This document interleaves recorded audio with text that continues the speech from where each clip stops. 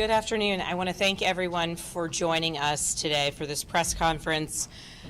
With me here today, we have John Scrivani, the State Coordinator for Virginia Department of Emergency Management.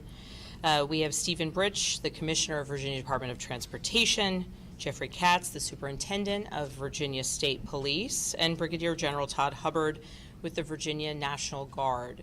We also have Secretary of Public Safety and Homeland Security, Stanley Metter, and Secretary of Transportation, Nick Donahue.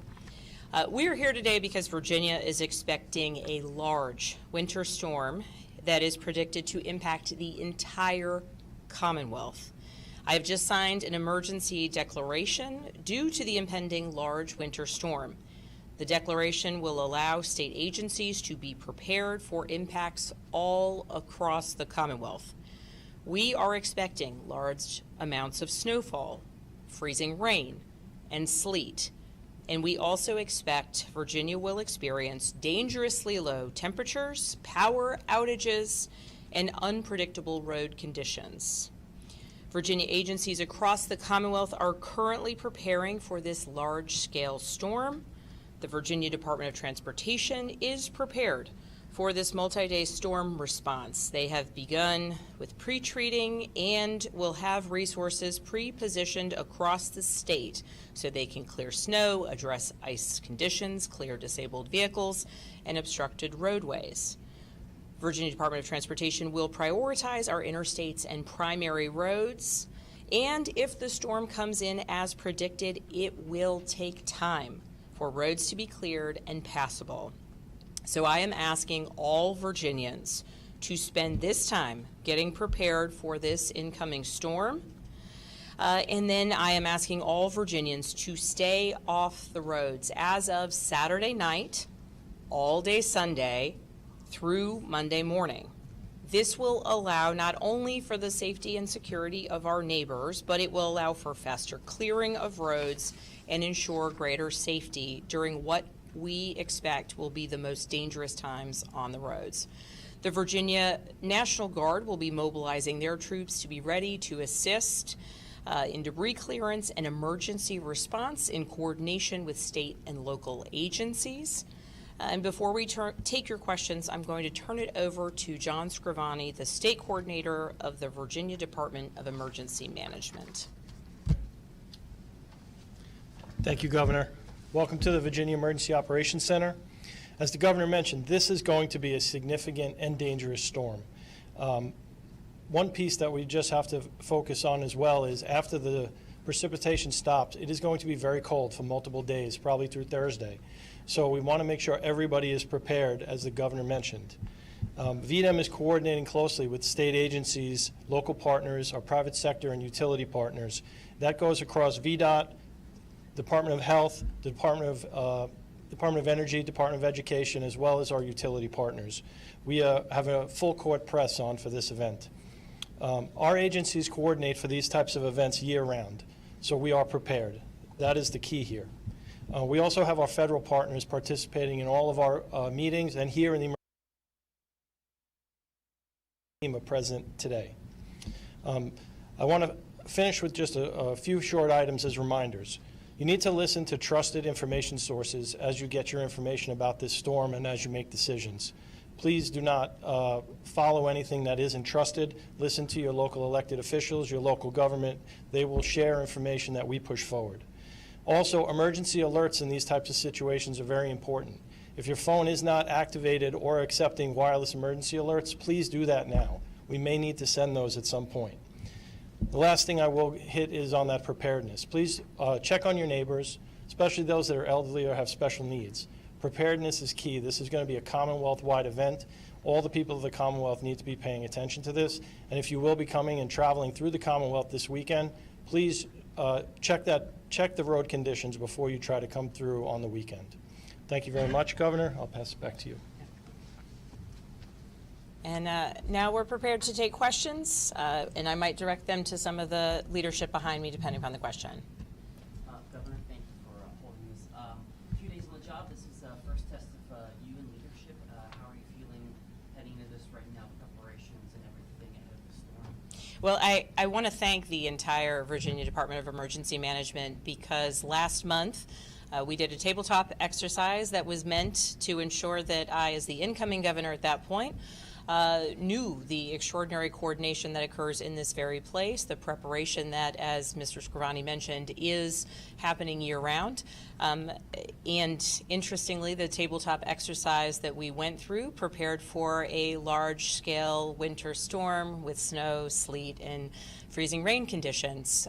So we have gone through this sort of practice exercise, not anticipating that certainly the first week we'd be facing this, but I have full confidence in the leadership of the folks here behind me, and importantly, the people who will be doing the work across our Commonwealth, coordinating across state agencies out on the roads, and ensuring the safety of our neighbors and the as quick as possible return to passability on the roads and easier movement once we get through the storm. Thank you.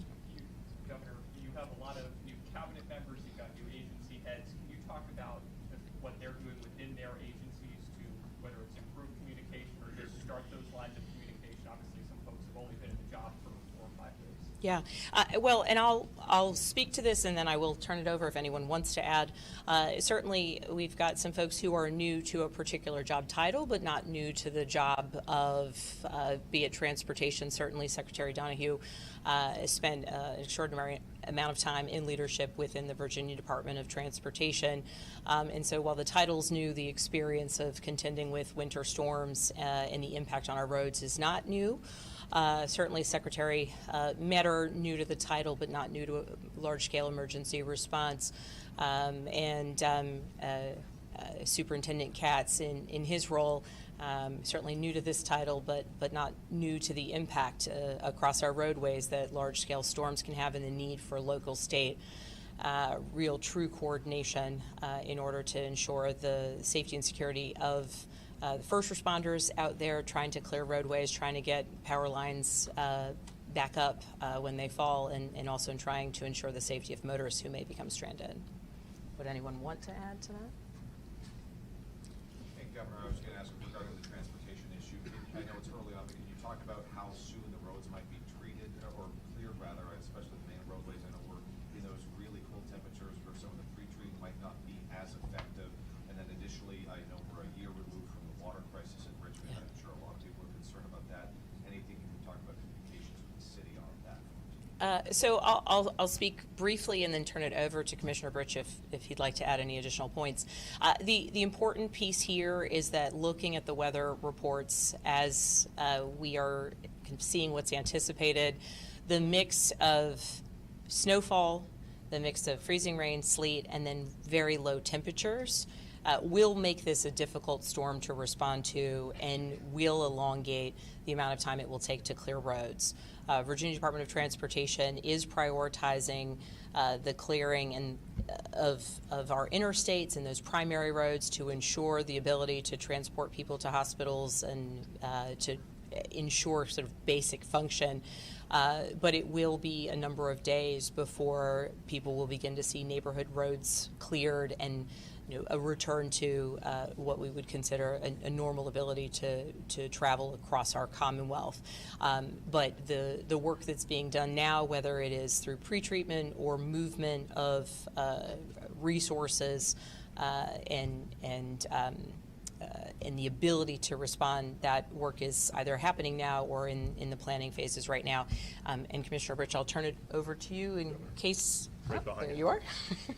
Thank you, Governor. Just a quick update on the pre-treatment activities that we have ongoing. You're going to see all of our interstates and high-volume primaries being pre-treated with brine solution starting today and concluding by close of business tomorrow. Our crews will be mobilizing at its highest level, Mobilization 5, across all 9 of our districts. That means that we will have close to 10,000 pieces of equipment moving in response to this storm statewide. Part of this, too, is recognizing that we will have potential for icing conditions on the southern half of the state. We are mobilizing our tree crews to be able to be in the neighborhoods and making sure the trees are clear If there are down power lines, we're coordinating with the power companies to be able to make sure those lines are de-energized before we get in there. As the governor has indicated, that this is a significant Commonwealth storm, probably the first time that we've seen close to, in Northern Virginia and Northern Shenandoah Valley, anywhere between 18 to 23 inches, at least forecast. It will take time for us to clear the roads. The governor's indicated that our first priority is our interstate system, as well as high volume primary roads to our area hospitals and whatnot. Our second tier is going to be our lower volume primary roads, then our secondary roads, and then neighborhood roads. It is possible that some localities or some subdivisions will not see a VDOT snowplow for anywhere up to 24 to 48 hours after the snow is concluded. So this is a very significant storm for us.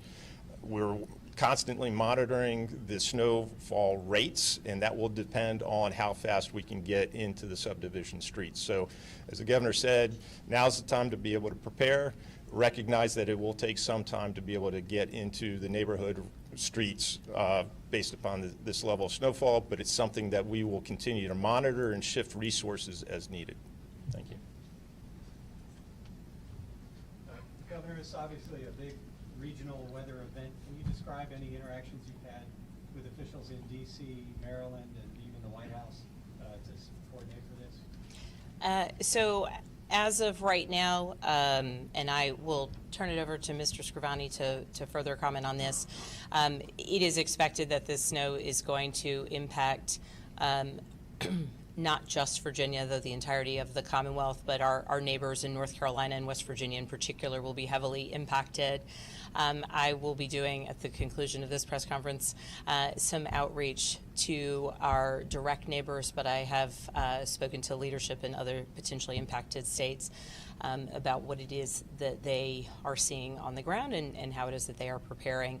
Certainly, I'm grateful we have some individuals here with us today from the National Weather Service and from FEMA, and depending upon the ongoing impacts of this storm, may need to move forward with requests for an emergency declaration at the federal level.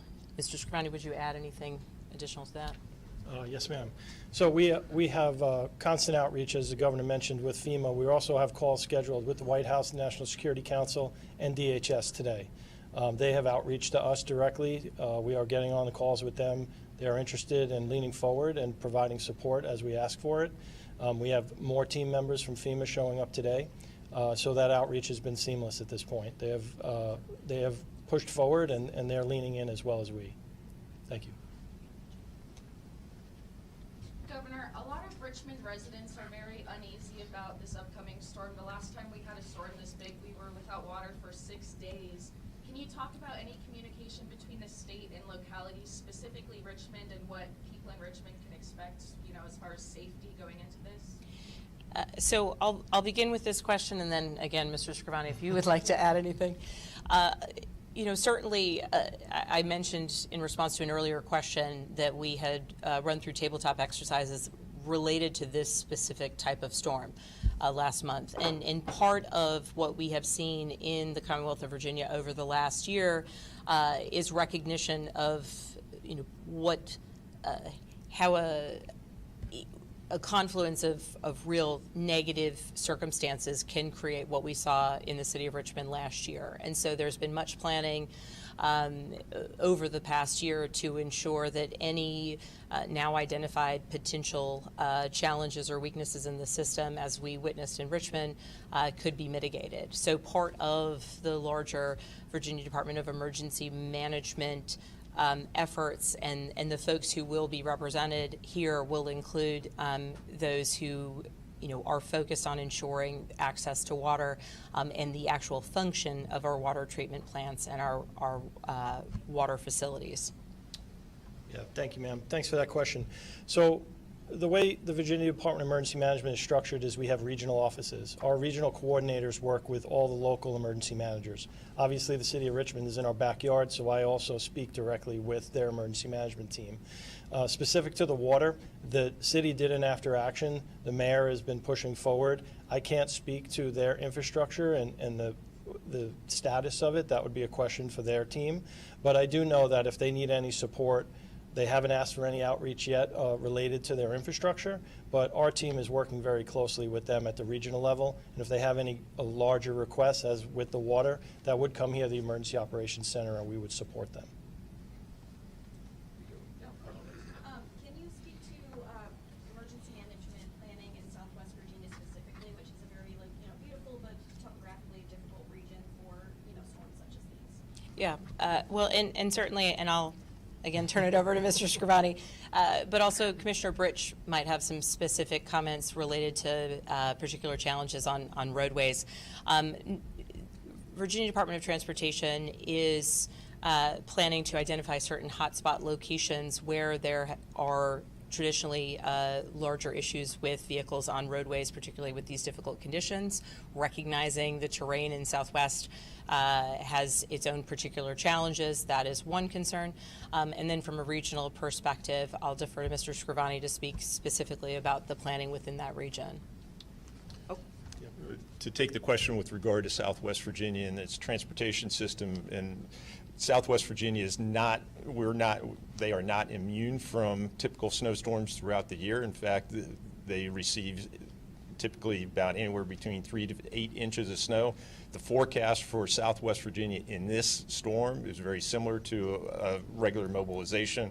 We will, as the governor said, we are pre-treating the roadways. We are pre-staging equipment, heavy tow contractors to be able to remove commercial heavy vehicles out of the traffic stream if they do get stuck. We have tractors and motor graders that if we do need to clear larger amounts of snow, we're prepared to do so.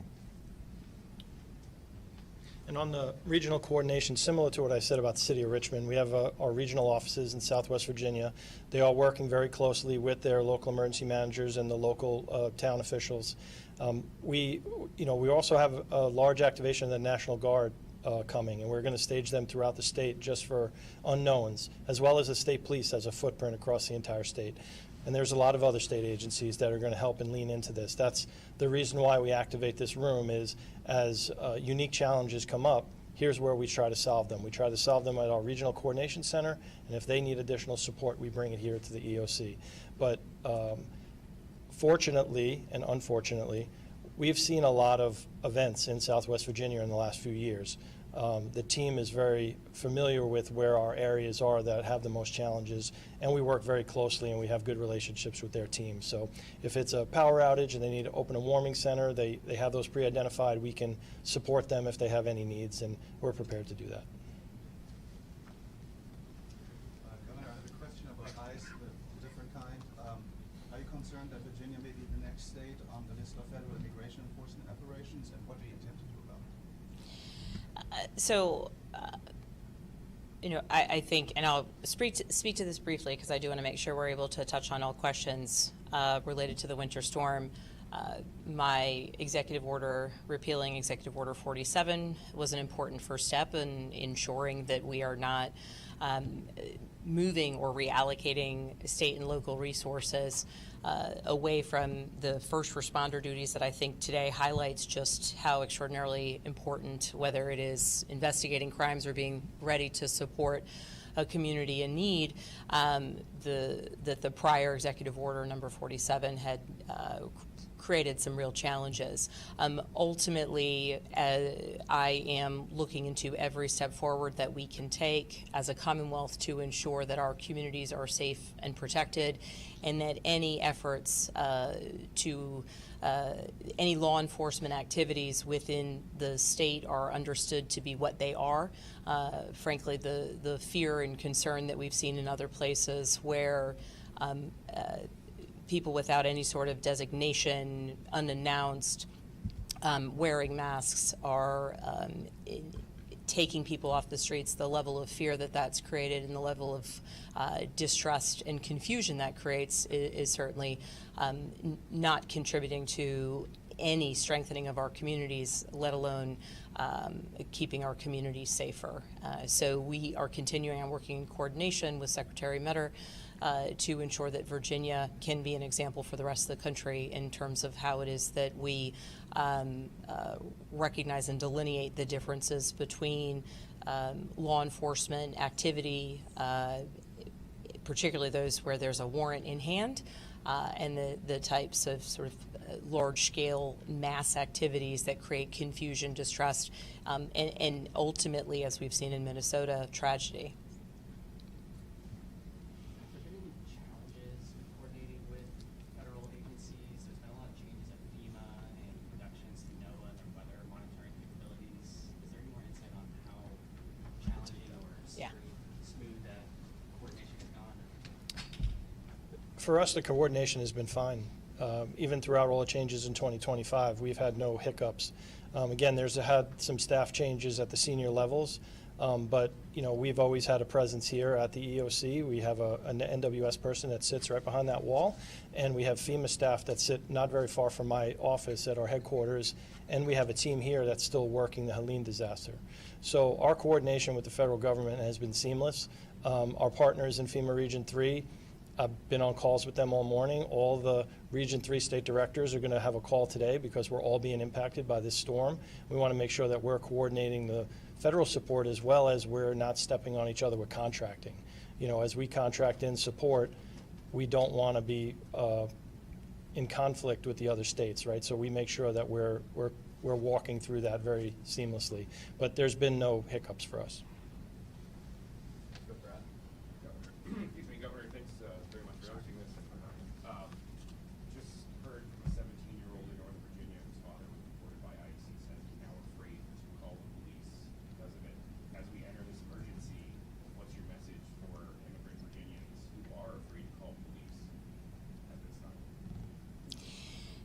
I thank you for giving that example because that's exactly, I think, to Mr. Schmidt's question, that's exactly what we are trying to get at with the issuance of my executive order on Saturday, and ultimately how we will determine how Virginia proceeds, is that, and I say this as someone who grew up in a law enforcement family and began my career in law enforcement, the idea that any community member would be afraid of calling the police in a time of need if there's an emergency in their home is a tragedy in and of itself. And the fact that it would be because of, as a result of the types of large-scale operations that are sowing fear and not resulting in what was at one time the promised intention of identifying and arresting those who have committed crimes. I think it's an unfortunate reality of where we are now. So at this moment, to answer your question, my message to all Virginians would be please listen to the requests that we are putting out. Please stay off the roads, particularly beginning Saturday night, all day Sunday, and into Monday. Let those who are endeavoring to clear the roads do their job, do it safely, and please keep the roads clear for those who might have an emergency. But if someone needs to call police, having a health emergency, need to call first responders, my message would be please do so and ensure the safety of your friends, neighbors, or family, and stay warm.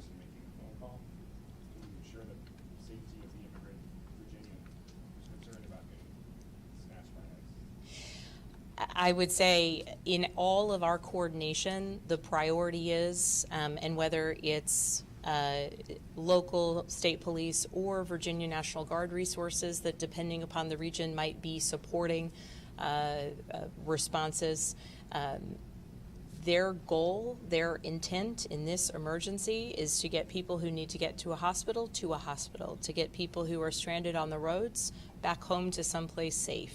Those who are in danger, to get them someplace safe, whether it's a warming station or to a hospital. That is the goal of our response in this moment.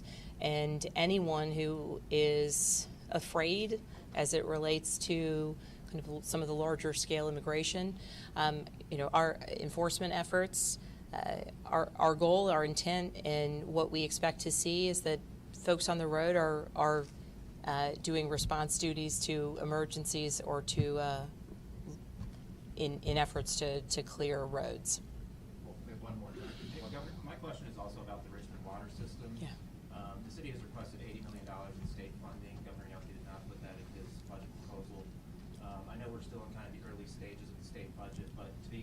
having running water is important to the continuity of state government in a situation like this one. Have you given any thought to whether the state should be kicking in money to make the Richmond water system as strong as it can be? So I have looked at and reviewed a variety of the proposals coming through. Certainly, I'm aware of efforts both specific to Richmond or in the greater Henrico, Richmond, Chesterfield region, and the bills and versions of them that have been drafted.